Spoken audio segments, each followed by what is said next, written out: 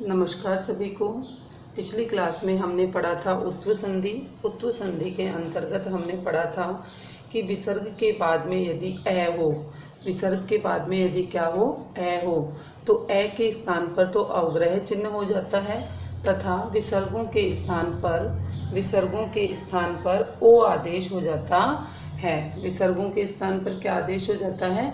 ओ आदेश हो जाता है। और अब अपनी विसर्ग संधि में नेक्स्ट जो संधि है वह अपनी है सत्व संधि।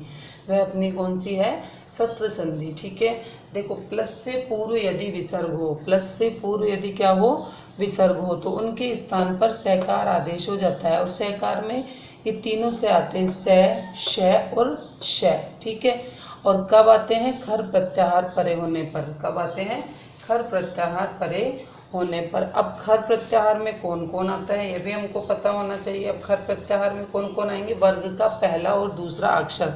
अब आपको ये नहीं पता होगा कि वर्ग क्या होता है। देखो हिंदी की वर्णमाला जब हम पढ़ते हैं तो उसमें वर्ग, जैसे मान लीजिए अपने पास में क है, क, ख, ग, घ, ठीक है, क, ख, ग, घ, तो ये एक पूरा वर्ग हो गया। तो अभी इस पहले अक्षर से हम इसको बता देंगे हम क वर्ग।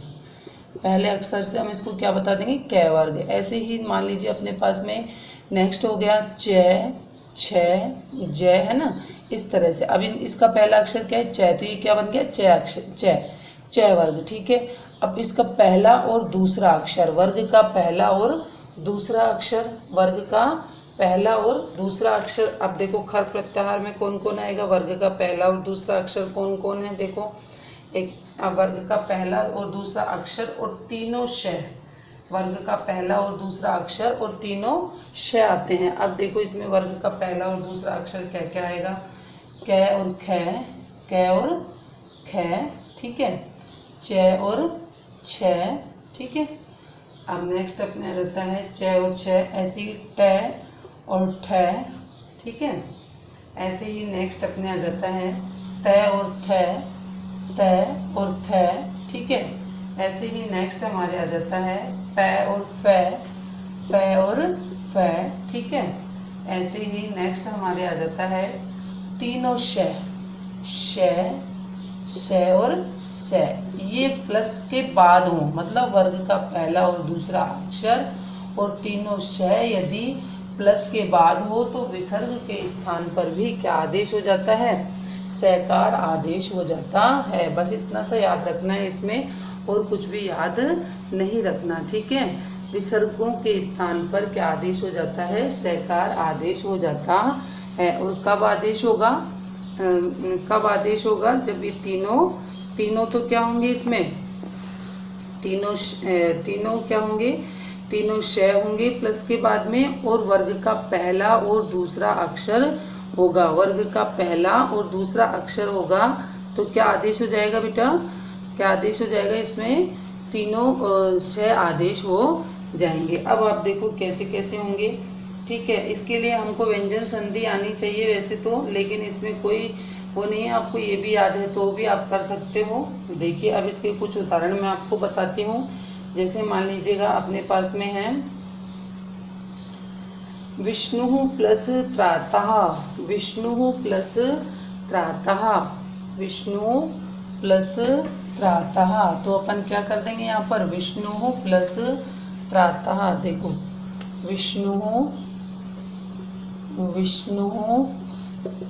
प्लस त्रातः, ठीक है। अब विष्णु में क्या है? विसर्ग है, ठीक है। विष्णु में क्या है? विसर्ग है, ठीक है। अब इसमें क्या है? विसर्ग के बाद में क्या है? वर्ग का पहला अक्षर है, मतलब त है। त और र मिल करके त्र बनता है। देखो त प्लस र बराबर क्या बना? त्र। तो अपन तो ये मानेंगे कि अपने पास में त है इसमें, ठीक है। विसर्ग के बाद में त है, यही तो नियम अपन ने याद किया था। विसर्ग के बाद यदि वर्ग का पहला या दूसरा अक्षर हो तो विसर्गों के स्थान पर क्या आदेश हो जाता है? कोई भी तीनों में से एक श आदेश हो जाता है। और व्यंजन संधि के अकॉर्डिंग यदि हम पढ़ते हैं तो तय वर्ग जहाँ पे आता है वहाँ स ही आदेश होता है। तो क्या बन जाएगा यहाँ पर? ये विष्णु स्त्राता, ठीक है। क्या बन जाएगा? विष्णु स्त्राता, इतना आपको सबको समझ में आ गया। ऐसे ही रामः प्लस च, रामः प्लस च, अब च वर्ग आ गया तो मतलब ये वाला श आदेश हो जाएगा, तो रामश्च। ठीक है, ये भी अपने को व्यंजन संधि से याद करना है किसके साथ में कौन सा श लगता है। देखो तय वर्ग के साथ में हमेशा ये वाला स लगेगा, ठीक है, और च वर्ग के साथ में ये वाला स, और ट वर्ग के साथ में ये वाला स लगेगा। इस बात को हमेशा ध्यान रखना है आपको, ठीक है। अब देखिए आगे आपके पास में आता है निश प्लस छल, निश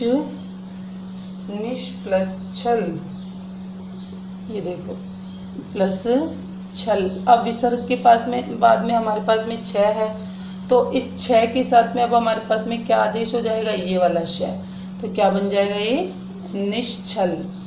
क्या बनेगा ये यहाँ पे निश्छल, ठीक है, निश्छल, ठीक है ना। समझ में आ गया सबको। यदि इससे रिलेटेड आपको और कुछ पूछना है तो आप पूछ सकते हो कमेंट के माध्यम से भी, ठीक है। नेक्स्ट इसके 2-4 उदाहरण और बता देती हूँ मैं आपको। जैसे मान लो अपने पास में तीनों श आ गए, ये तो अभी मैंने आपको वर्ग का पहला और दूसरा अक्षर समझा दिया।